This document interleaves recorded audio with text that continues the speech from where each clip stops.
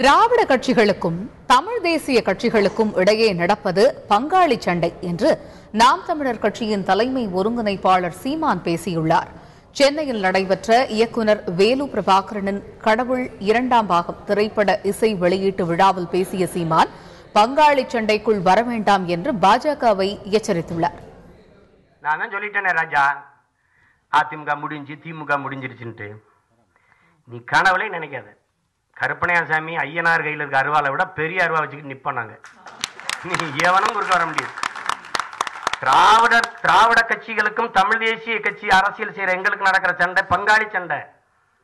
50 ஆண்டுகளா நாட்டை கொடுத்தோம், நாசமாக்கிட்டலாங்கிற சண்டை. இந்த சண்டைக்கு நீ கூட வந்தா மண்டை 2000. நீ நல்லா கவனிச்சுக்கணும் ராஜா. தாமரை மலரும் தாமரை படர் தாமரை தான் எங்க உடம்புல மலர்தே ஒழிய இந்த தாமரை ஒருபோதும் மலராது, ஒருபோதும் மலராது. நீ இப்ப நோட்டாவுக்கு கீழே இருக்க. பேட்டா ரஜினிகாந்த கூட்டிட்டு வர நீ.